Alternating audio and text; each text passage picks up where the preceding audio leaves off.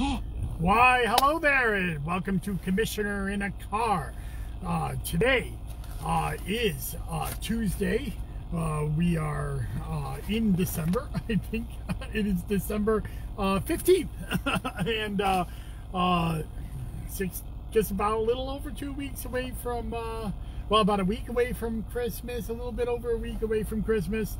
I just wanted to talk about the party ending. And no, I'm not talking about Christmas parties, although I hope you're not doing those this year. It's going to be a rough time out there, and you should all probably be as socially distant as possible. But I'm talking about parties on the ballot. Big changes have come out now that the election is certified. And there are going to be big changes to next year's ballot. And the big changes are there's only going to be 4 parties on the ballot now. There was, I believe, 8 parties on the ballot this last year, but 4 parties dropped off the ballot because they did not have enough people vote for them. The Green, Libertarian, SAM, and Independence Party all dropped off the ballot next year. And will not be on the ballot, which means that the Democrat, Republican, Conservative, and Working Families parties remain on the ballot. There was a lot of big push about the Working Families Party to get enough votes to stay on the ballot. In fact, they got the 3rd most votes in New York State. So they easily have stayed on the ballot for another 2 years. This is a new change into election law that has people qualify every 2 years as opposed to every 4 years. These parties remain on the ballot for the next 2 years. I think there's a lot of confusion out there. Normally, the party with the most votes gets listed first on the ballot and then thus sequentially for the rest of the 4 years in the governor's race. However, in the presidential race, all you're doing is trying to stay on the ballot. The order of the parties listed did not change. So even though the Working Families got the 3rd most votes, it will still be on line B next year. So on line A, you'll have the Democratic Party. Line B, you'll have the the GOP, the Republican Party. Line C, aptly named, is the Conservative Party, and line D is the Working Families next year. So what happens to all the voters that are in the SAM, Green, Libertarian, and Independence Party? Well, all of those voters are going to be moved into what's called an other category at Onondaga County. So these voters will be in an OTH category with their old party name attached to it. So if you're Green, it's OTH Green. If you're Libertarian, OTH Libertarian. If Independence, OTH Independence. But let's be very clear how many people are in these parties. The Green, Libertarian, and have about 1,000 or 2,000 people apiece in those parties. Very few in Onondaga County, comparatively. The SAM party, I believe, has 14 or something like that. It's really small. But the Independence Party is the one that is going to be very much in play, because a lot of these voters don't even know they're in a party. And there are about 17,000 or 15,000, something like that, in Onondaga County of voters that are in the Independence Party, and many of them didn't even know they were in a party. They think they're non-enrolled. So it'll be interesting to see how they react and whether they go into another party or whether they stay non-enrolled or they just don't react at all and stay in the other category. Now, we will be notifying voters by first-class mail or first-class nonprofit mail by the end of the year. If you are in those categories, you are going to get a letter saying that you have an opportunity to change your party. You have until February 14th to change your party to be part of the primaries next year. So if you want to be part of any Democratic or Republican primaries, you need to get enrolled into that party. And my friend Drew Seymour just said, I'm very curious to see the reactions of the 3,200 Independence Party members in Jefferson County to our letters. Yeah, their party no longer exists. I wonder how many thought they were, how many I was in a party phone calls and emails to generate. This is absolutely true. Most of these people will not know that they're in a party, and it is going to be annoying, I think, to us Board of Elections members to get a lot of these calls.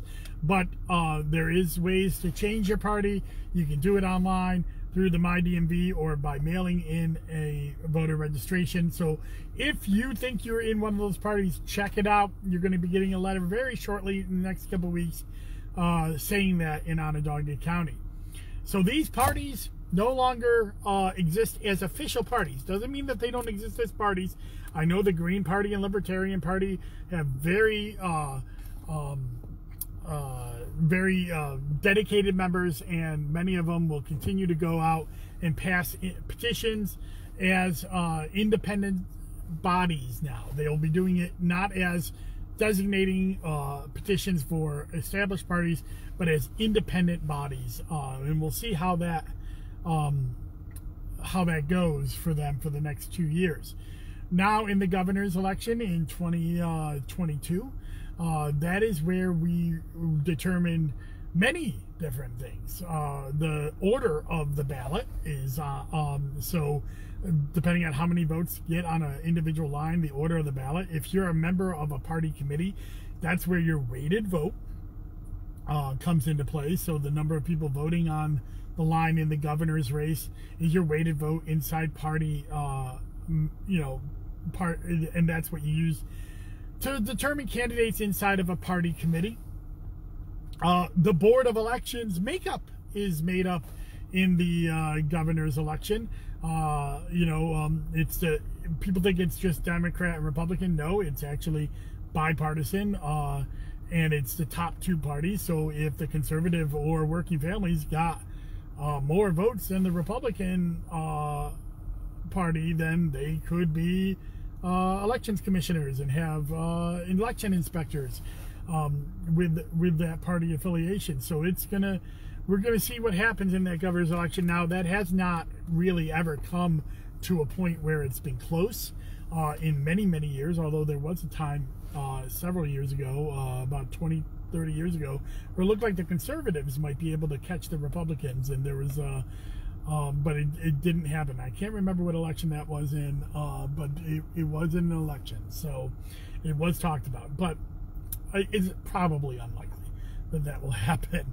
And then, so party nominations and party, permanency is determined in these.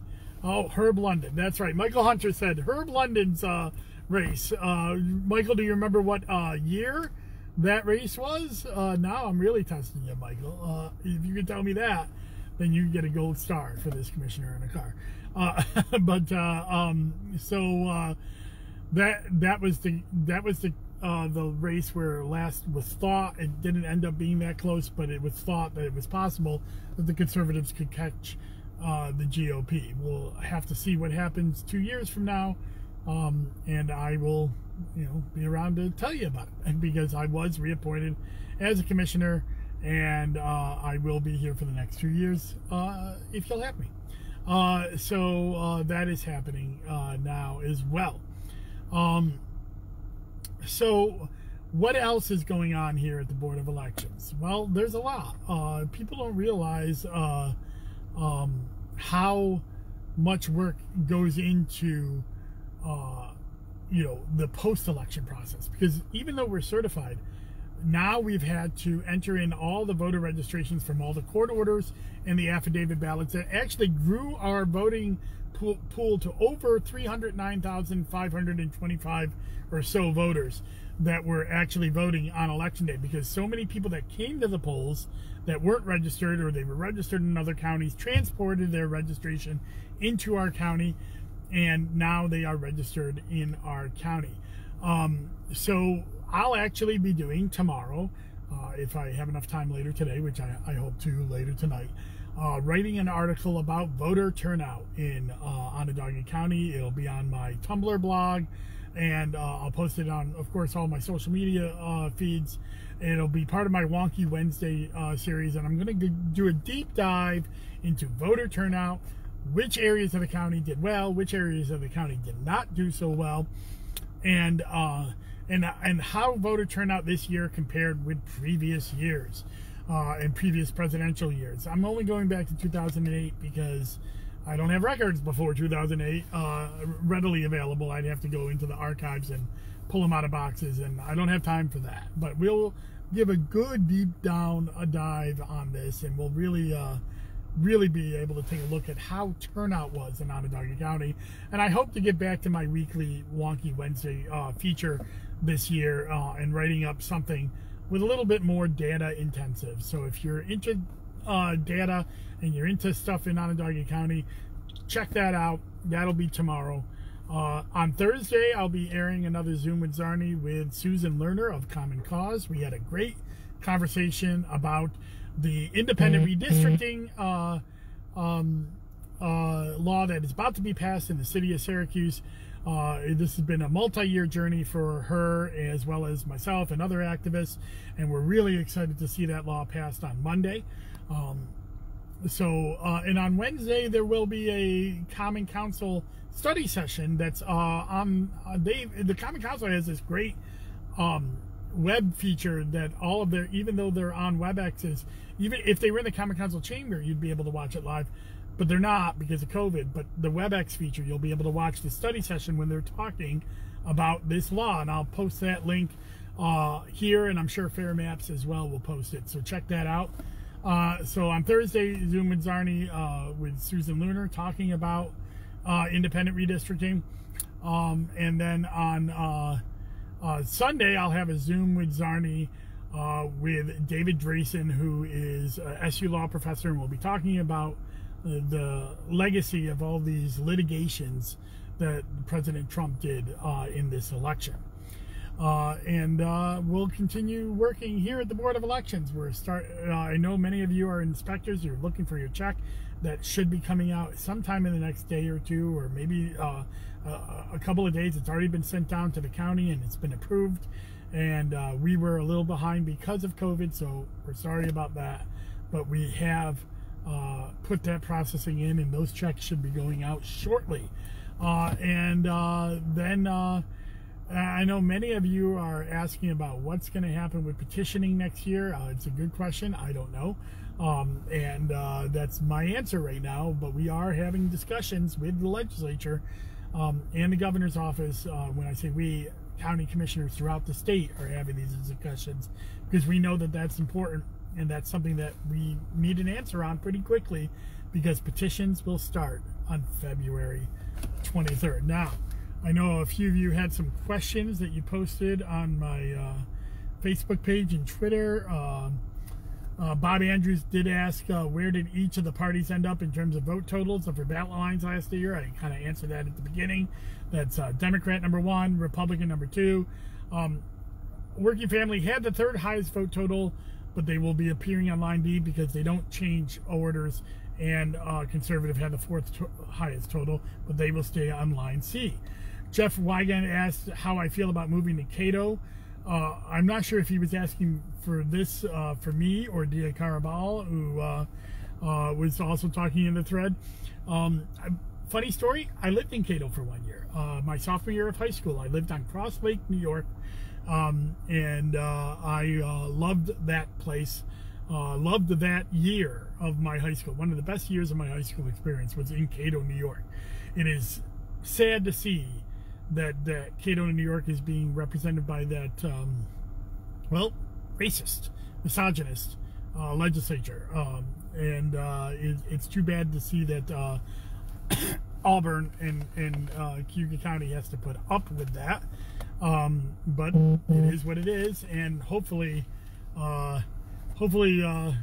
someone will be able to unseat him later this year. What are the petitioning dates for the 2020 election cycle? Asked by Dia Carabala. The petitioning is scheduled to start around February 23rd. That is why we need to have an answer pretty quickly from the legislature about what petitioning is going to look like with COVID raging across upstate and downstate New York. So hopefully they will be answering that. Another question was from Amanda. Good Lord, these Republicans twist themselves into a pretzel over a porn star loving traitor. Okay, what is the hold he has? Well, that's a quite a description there, Amanda. I don't understand what the hold is. I don't understand why more Republicans have not come out and acknowledge that President-elect Biden is going to be the next president of the United States. He won it again yesterday with the Electoral College, putting him over the top. There was no defections from what I understand. Everything has worked out. On somebody asked me to talk about January 6th and why that date is floating out there. Well, that's when the Electoral College results get reported to the Congress and the Electoral College, and they accept those results. There are some House Republican members still fighting this fight, apparently, and I don't understand why, but they're going to try to protest that. They don't have the votes for that, and they obviously did not watch Hamilton about what happens when you don't have the votes, but they're not going to be able to stop that. President-elect Biden will become the next president of the United States, and he will take office on January 20th, but I do think that we'll see a lot of drama. I think my friend Frank DeAugustino, I'm going to give him credit for this, he called it kabuki theater, and I think that's about right, because it is theater and about a coup that is not going to happen. Some people were talking about population does not equal voters and wanted to know about runoff voting while we're at it. Well, funny you should mention that. You should tune in to my Zoom with Zarni with Susan Lerner on Thursday, because we talked about ranked choice voting. And I'm strongly agnostic on ranked choice voting, but she is not, and she led an effort in New York City about ranked choice voting, and she's going to talk about where that effort stands next year as well. Let me see if there's any other questions that were posted on my feeds, or if you have any questions. Right, Michael, the preservation of challenges by filing alternate delegate ballots. It's not going to work. It's not going to work. Nothing has worked. Trump is 1 for 59 in court cases. There will not be alternative delegates seated. President Trump is going to leave office on January 20th, whether he likes it or not. I'm sorry, these silly challenges. I understand the president-elect's irritation the other day about this. It's ridiculous. It needs to end. So those are all the questions I saw on my Facebook feed. Obviously, reach out to me if you have any other questions, and I'll be more than happy to chat. So if you're in a party that is no longer a party, look for a letter. You can change your party up until February 14th to vote in next year's primary. If you're not in a party and you want to change your party, now's the time to start doing that. File your voter registration or go to my DMV, and we will get that done for you.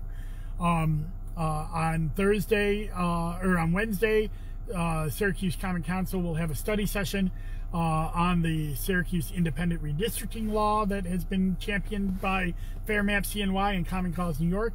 I'll also be posting an article on Wednesday about voter turnout in Onondaga County in the last election and how it compares to last year's. Thursday, Zoom with Zarni with Susan Lerner.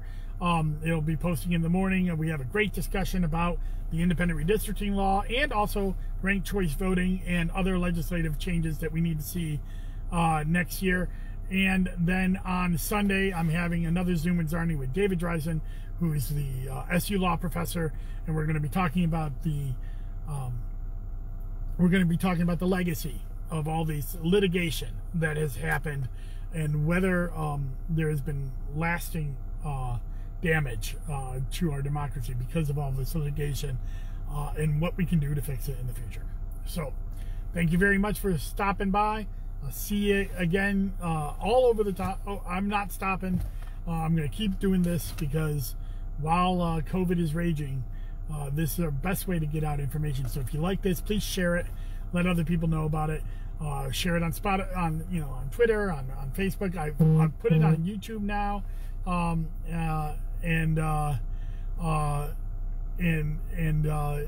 so if you want to watch it on YouTube and not on Facebook, you can do that. Great. Well, thank you very much, and I will see you all throughout the time. And please, if you're going out, wear a mask. Try not to go out if you don't have to. Be social distant, and let's fight this spread. The vaccine is coming, but we have a dark winter ahead of us before it's ready. So let's work together and take care of each other. Bye-bye.